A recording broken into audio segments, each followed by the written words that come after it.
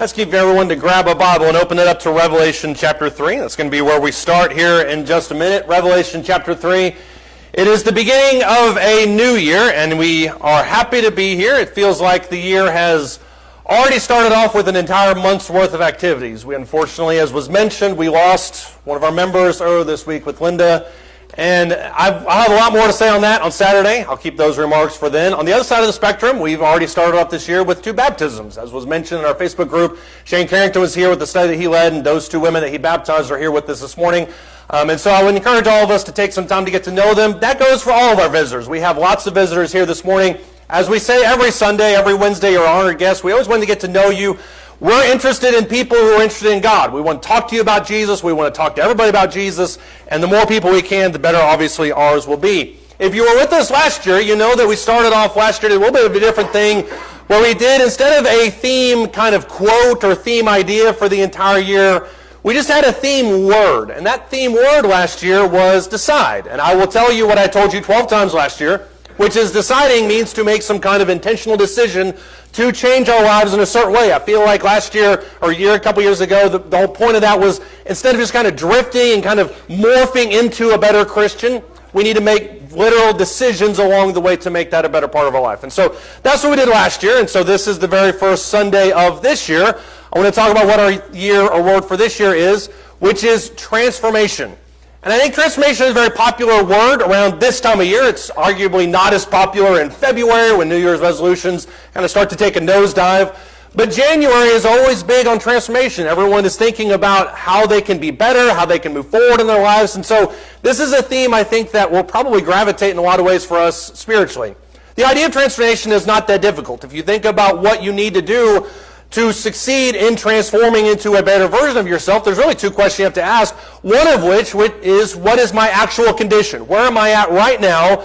And number 2, where am I really going? That's really the whole point of transformation. Here's where I'm at. I'm either not happy or I feel like I can improve. I'm content with it to a certain extent. I can always be a little better. But number 2 is, where am I actually going? And the time in between that is transformation. That's where the real transformation takes place. The idea that it's day in and day out. I'm working on this thing. I'm working on this thing. March rolls around. Now I'm working on this thing. That's the process of transformation. And I would argue to you, and this may be the most controversial thing I'll say this morning, I would argue to you that none of us, or rarely, very few of us, let me put it that way, very few of us have a good answer for both of these questions, physically or spiritually. Let's just take the most popular New Year's resolution that you can think of. If you were to kind of guess what's the most popular one, everybody will always say, by far, every year, the number 1 is, I want to get healthier. And so you think to yourself, if I want to get healthier, what am I going to go do? I'm going to go down to Planet Fitness. I'm going to get the $10 a month plan, $15 a month if you want the tanning bed. I would discourage that since it goes against the whole health thing. But what I need to do if I want to be healthier is I need to lose weight. And I know for a fact that if I lose 30, 40, 50 pounds, whatever that number is, I know that I will be healthy. And that's really where we stop.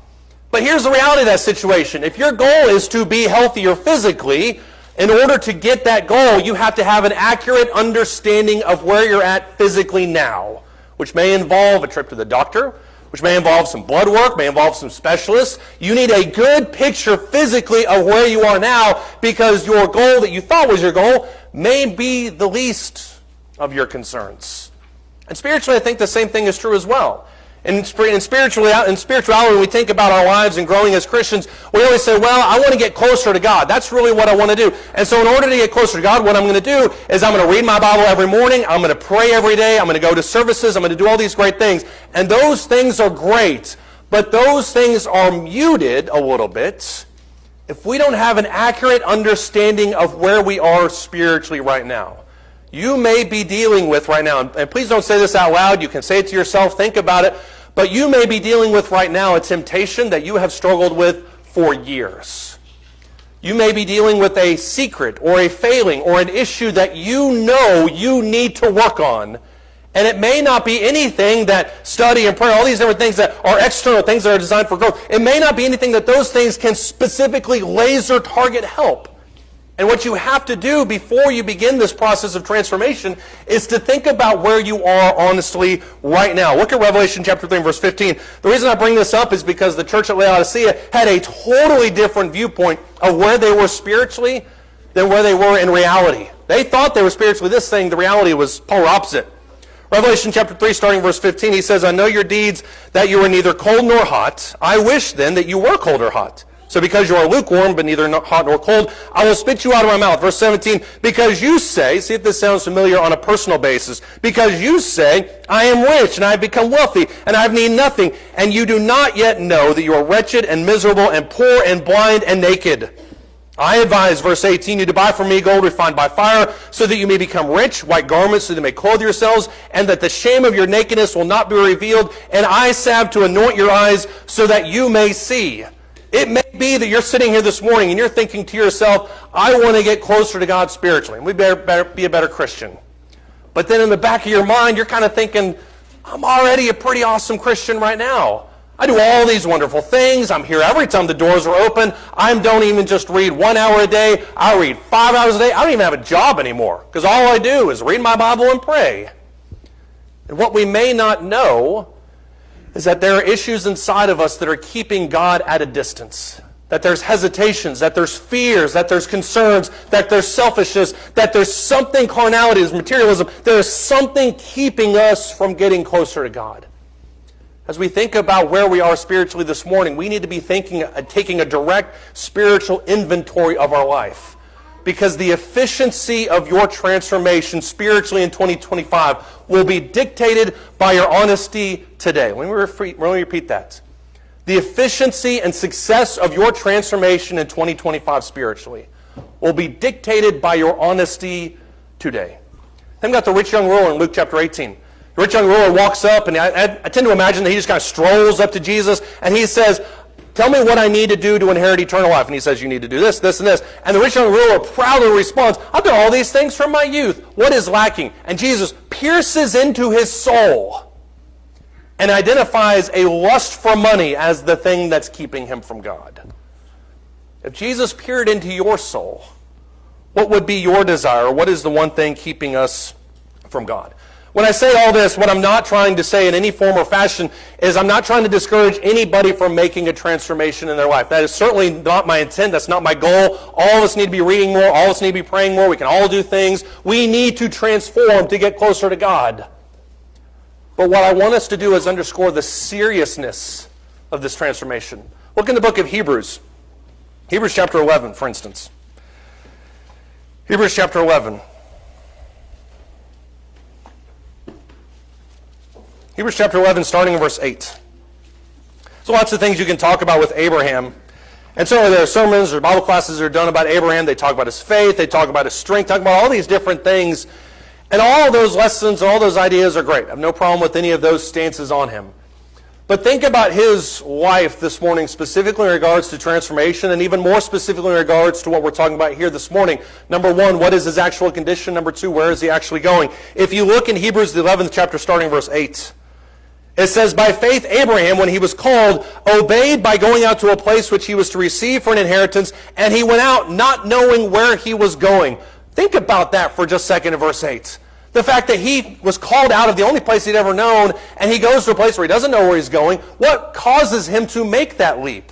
It's not because he has some MapQuest idea. He doesn't have an Airbnb there that he's going towards. The only reason he makes that decision is because he trusts in God who told him to do that.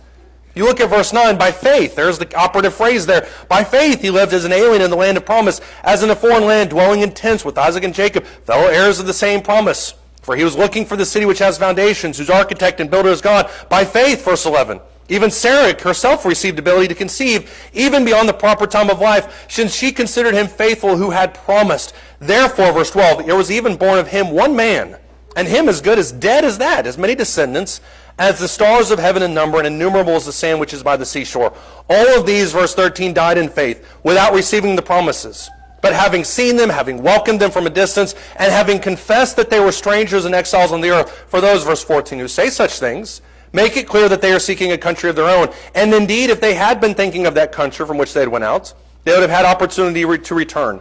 But as it is, verse 16, they desire a better country, that is a heavenly one. Therefore, God is not ashamed to be called their God, for he has prepared a city for them. There's kind of the idea of all these people. Look at verses 17 and 18. By faith, Abraham, when he was tested, offered up Isaac. And he who had received the promises was offering his only begotten son, for it was he to whom it was said, in Isaac your descendants shall be called. Let me ask you a question. When Abraham heard the call from God to leave Ur and to go to Canaan, did he have any clue of what was laying in front of him? No. He had no understanding. Logan's shaking his head no. He had no understanding of what was laying in front of him. The only thing he knew for a fact was faith in God. He didn't know, I would argue that he probably didn't certainly know to the extent that he would eventually know, he didn't know that Sarah would conceive. He didn't know, maybe he had an understanding of it, but he didn't have the full understanding of it. He didn't know that eventually later he would be called upon to sacrifice his only son whom God had given him. He didn't know that. And so the period of transformation in Abraham's life, from the time he leaves Ur to the time he gets to Canaan and his story is complete, is filled with chaos, is filled with unpredictability, is filled with all these different things, but it is laced with faith. As you start this year in your transformation towards God, there are going to be moments this year that are unpredictable, that are chaotic, that are unexpected. But the only thing that will keep you from point A to point B, where you're really going, is your faith towards God. And in order for that transformation to take place, there has to be several things. Number one, I would argue that faith and process of transformation begins in the mind. Look at Romans chapter 12. This is the kind of the hallmark passage in regards to transformation, so we're going to knock it out of the way early. Romans chapter 12, starting in verse 1. 2 verses here. Romans chapter 12, starting in verse 1. He says, therefore I urge you, brethren, by the mercies of God. And that phrase, I think, is really, really important to what's going to happen in verse 2. By the mercies of God, to present your bodies a living and holy sacrifice, acceptable to God, which is your spiritual service of worship. And verse 2, do not be conformed to this world, but be transformed by the renewing of your mind, so that you may prove what the will of God is, that which is good and acceptable and perfect. I love what Paul is saying in Romans chapter 12 and verse 1. Because he says specifically there in verse 1, by the mercies of God. What does mercies of God do? The mercies of God, number one, gives us that opportunity to go a different direction, but it also makes us very aware of the necessity of that type of direction. And when we understand the necessity of that type of direction, we're not going to conform to this world because we understand that that's opposite of God. In order to renew our minds towards God, it takes a deliberate decision in our mind, in our heart, in our soul to go a completely different direction. This is not one of those situations where I just say, I hope I become a better Christian tomorrow. This is not one of those things where I say, I'm going to really work better on that in this new year. This is a decision I make right now, January 5th, that barring anything else, take no prisoners, I am going to do this. I'm going to read every day. I'm going to talk to that person that I needed to talk to. I'm going to resist that temptation. I'm going to do all these different things because the opposite is not even in my ballpark. There's an actor by the name of Peter Dinklage. You have probably seen him. I saw him in Elf. That's what I always associate him with. But Peter Dinklage is now a famous actor. He's in Avengers. And he was talking to a group of students in their commencement address in 2012, 2015. He talked about a decision that he made very early in his career. And he talks about how when he started getting into acting, he had this kind of dual life that was happening. He said, well, during the daytime, I would work as a data analyst. I don't know what a data analyst does. It sounds amazing. I just don't know what they do. But in the evenings, he would go and he would rehearse and he would audition for all these different plays. And he said that he operated like that for almost a decade. Wasn't getting any traction. And then he woke up one morning and he said, I'm making a decision right now that my next job from this point forward, I am going to be a paid actor. And he said specifically in that commencement address, he said, I loved my job as a data analyst, but more importantly, I clung to that job. It was his safety net. And if that's his safety net, he can never give his full attention towards what he wanted to do. That's the same way that we operate as Christians, isn't it? When we make the decision to become a Christian, sometimes we say, well, I'll follow God, I'll do this and this and this, but we still kind of have one foot in the world. That's why James 4 talks about how friendship with the world is enmity towards God. That's why Jesus says in Matthew chapter 6, you can't serve two masters. You are either in it or you are not. If you look at Luke the 9th chapter, starting in verse 57, This is a passage that has been so misunderstood and I think intentionally misapplied by people at times. But in Luke, the 9th chapter, starting verse 57, listen to Jesus' dialogue with these people. In Luke chapter 9, starting in verse 57, he says, as they were going along the road, verse 57, someone said to him, I will follow you wherever you go. What a fantastic statement. Jesus said to him, the foxes have holes, the birds of the air have nests, but the Son of Man has nowhere to lay his head. He said to another, follow me. But he said, Lord, permit me first and go and bury my father. I can't think of a better excuse for hesitation than that. Verse 60, he said to him, allow the dead to bury their own dead. But as for you, you go and proclaim everywhere the kingdom. Another also said, I will follow you, Lord, but first permit me to say goodbye to those at home. Jesus said to him, no one, after putting his hand to the plow and looking back, is fit for the kingdom of God. There have been a whole lot of people that are angry with what Jesus says in this passage. Because after all, there's nothing wrong with going home and saying goodbye to your friends. There's certainly nothing wrong with burying your family. From a Jewish perspective, that's your obligation. But the point of what Jesus is getting at here is not to naysay the excuses. He's not trying to negate these excuses and say these are nothing. The problem that he's getting at is these people are not 100% committed to him. If you're going to follow him, especially in this day and age, it requires full throttle dedication to what he wants. And these people, at least at this point, hadn't quite fit the bill. And I know when I look back on my life as a Christian, I think about the ways that I can grow. There have been more than one occasion where I look back on my life and I say, yeah, I was probably 60% for God, 40% for self.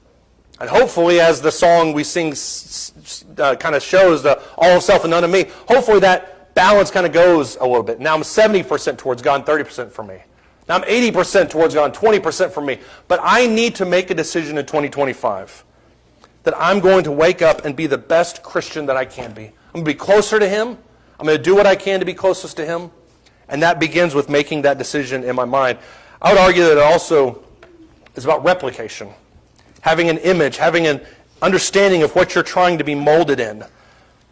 Colossians chapter 3, starting in verse 5. Paul talks about this.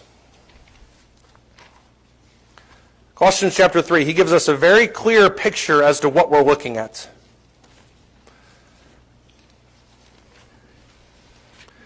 Colossians chapter 3, starting in verse 5. Colossians chapter 3, starting in verse 5. Therefore consider, verse 5, the members of your earthly body as dead to immorality, impurity, passion, evil desire, greed, which amounts to idolatry. For it is because of these things, verse 6, that the wrath of God will come upon the sons of disobedience. And in them you also once walked when you were living in them, but now you also put them all aside, anger, wrath, malice, slander, abusive speech from one another. Do not lie to one another, since you have laid aside the old self with its evil practices. If you were to create a list of verses 5 through 9, and say these are all the things I'm going to avoid in 2025, that'd be a fantastic list. You can say, well, I'm going to wake up this week and I'm not going to give in to sensuality. Impurity is not even going to be on my radar. That's great. But that's not really what he's getting at. Look at verse 10. All those things are necessary. But look at what he says in verse 10. Put on the new self, who is being renewed to the true knowledge according to the image of the one who created him. A renewal in which there is no distinction between Greek and Jew, circumcised and uncircumcised, barbarian, Scythian, slave, and freeman. But Christ is all and in all. What is Paul getting at? Paul is not giving you a to-do list of all the things you shouldn't do. That's there, that's fine, that's great. If that's where you're at, no problem with that. That's not the emphasis, though. The emphasis in Colossians chapter 3, verses 10 and 11, is to be remade in the image of God. And if we are remade in his image, those things in verses 5 through 9 are not even a part of our life. They're not even a question. Because verses 10 and 11 is what we're focusing on. I'll see sometimes when I talk to people who are either new Christians, maybe they've been Christians for decades and they're struggling with something, but they'll talk to me and they'll say something along the lines of, I just don't feel like I'm doing the right things. And I am not for 1 second negating the importance of obedience. It's necessary for salvation. That's not what I'm talking about here. But instead of being worried about doing all the right things and checking all the 8 million boxes that we sometimes have to do, why not instead think about molding ourselves in the image of Christ? Is this something that makes me more Christ-like? Is this something that Christ would do? Is this a decision that he would make? Is this make me more like him, or does this make me less like him? And if those are the things that govern our life, then the actions themselves I think will kind of come naturally. 1 John chapter 3. You can make an argument in regards to this whole idea of replication. That the things that find their genesis here on earth will eventually find their fulfillment in heaven. And the whole idea of us being remade in the image of Christ here with what we can see and what we can do and the things that we're doing finds its perfection when we meet God. 1 Corinthians chapter 3 starting in verse, 1 John chapter 3 starting in verse 1. 1 John chapter 3 starting in verse 1. He says, "See how great a love the Father has bestowed on us, that we would be called children of God, and such we are." And if you are into that kind of thing, take a second and really think about the great love that God has for us. That we have the ability to be made in His image. For this reason, verse 1, "The world does not know us because it did not know Him. Beloved," verse 2, "now we are children of God, and it has not yet appeared as yet what we will be. We know that when He appears, we will be like Him, because we will see Him just as He is. And yet everyone," verse 3, "who has this hope fixed on Him purifies himself just as He is pure." The idea of replication is not that I dress like Him, that I go back to first century and I have the same robes and I shave my hair the same way. That's not the point. The idea of replication is that I'm becoming more like Him every single day. And as he mentions there in 1 John chapter 3, verses 2 and 3, there's going to be a time where we will see Him and we will be made in His image. That's 1 Corinthians 15. That's what it talks about in a nutshell. But on that way, I am purifying myself, verse 3, to be more like Him every single day. I, along with, I'm sure many of you, have known great Christians in my life. I have known men and women who are stalwarts, who are pillars of the faith, who I look up to, who I still call, who I still think about, and I still emulate in a lot of ways. But I'm not making myself in their image. I'm not making myself in the image of an elder that I had 30 years ago. I'm not making myself in the image of a preacher that really impacted me when I was a kid. That's not who I'm making myself in the image of. Every single day, I'm making myself closer into the image of God. This decision is also spiritually charged. The reason that this is so different than any other resolution anybody else may make in this time of the year is because this isn't something that's really distinct right out of the bat. If you have this instance for whatever reason, you're saying, well, in 2025, I'm going to wear new hats. I don't know who's making that resolution. My hat is off to you if that's your plan. But that's obvious. You can see those types of things. And even for somebody who wants to lose weight, you'll see them go to the gym and you'll see them eat different, all these different things. You won't see that with somebody who's trying to be spiritual. You won't see that with somebody who has made the decision every single day to get closer and closer towards God. If you look at Ephesians chapter 4, this nature of transformation makes us distinct from everybody else. It will eventually make us look different. In Ephesians chapter 4, starting in verse 17. Ephesians chapter 4, starting in verse 17. He says, "So this I say and affirm together with the Lord, that you walk no longer as the Gentiles also walk in the futility of their mind." You can argue that verse 17 represents a decision. A decision to be transformed, a decision to look different, to be different, to act different, to think different. Being darkened, verse 18, these Gentiles are, being darkened in their understanding, excluded from the life of God because of the ignorance that is in them, because of the hardness of their heart. And they, verse 19, having become callous, have given themselves over to sensuality for the practice of every kind of impurity with greediness. There will be lots of people who do not see the value in you living the way that you do. And we live in a society in which most of our country calls themselves Christians. I think it's 50% plus. Calls themselves Christians. And so for them, their definition of Christianity is somewhere on the spectrum between being somewhat loose with the Scriptures and basically only thinking about God twice a year. That's relatively the spectrum. And you can exist in society in that box and say, well, I can do all these different things and I can still exist as a Christian. Or you can make the decision to be transformed in the image of God. I can. And I can say that this year in 2025, I'm really going to try to make myself like Christ in every way. I'm going to be patient when I wouldn't have otherwise been patient. I'm going to be compassionate when I wouldn't have otherwise been compassionate. I'm going to be forgiving. I'm going to be hospitable. I'm not going to give myself over to sensuality. I'm going to think deeper about the Scriptures. I'm going to go harder into what it means to be a Christian. And I guarantee you all those people who claim that they're Christians, who are basically 1% God and 99% self, will think you're weird. That's kind of the point. And as he mentions this down to verse 19, all of these people think differently about their life. They give themselves over to sensuality. Verse 20, but you didn't learn Christ in this way. This wasn't the way that you learned about him, was it? With moderation and with impurity and with rationalization.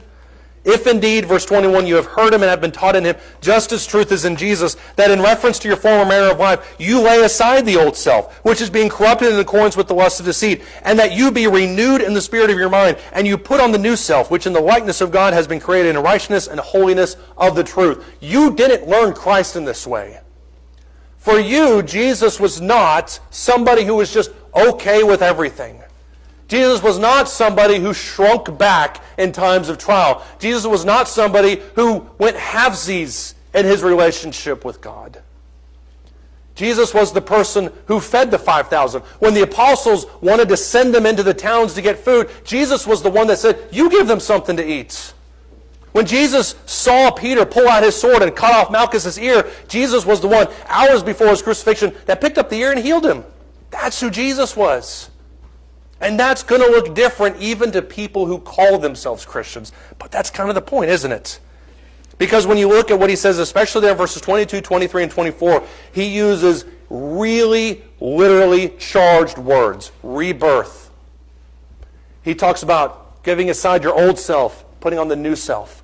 He doesn't talk about mixing and matching. He talks about a replacement.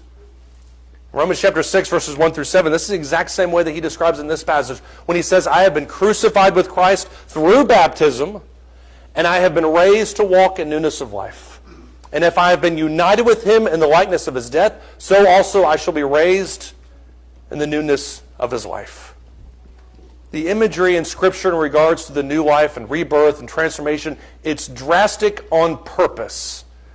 Every single one of us, if we take a deep spiritual inventory of our life, will identify ways that we can grow closer to him. Maybe for this year, that person that I've held a grudge against, that I worship with every single Sunday, maybe this year, I'm going to talk to them about it. I avoided it for years. Maybe I'm going to do that. I know everybody's looking at me right now wondering who I'm talking about. It's not you. Maybe Jeff. You don't know. Jeff's cool with it. Maybe you're thinking to yourself, that thing that I've been delaying doing, maybe I'd like to lead singing. Maybe I'd like to teach Bible class. That person that maybe I've been kind of shunning in regards to the gospel that I work and share a cubicle with and I'm 2 feet away for 300 days out of the year, I'm going to talk to that person now. And that's the transformation I need to have in my life. But I ask you this morning as we finish, do you have enough faith to be transformed in the image of God? As Abraham left Ur, he didn't know anything really concrete about his life, but yet he had faith in the God that told him to leave and the faith in the God that would transform him along the way. Do I have enough faith to be transformed? Do I have enough faith in God to be transformed into what he wants me to be? Not what I think I should be, but what I should be as made in the image of God. And if you need to take the first step or you need to take the 1,000th step, we're here for you. Let us know as we stand and as we sing.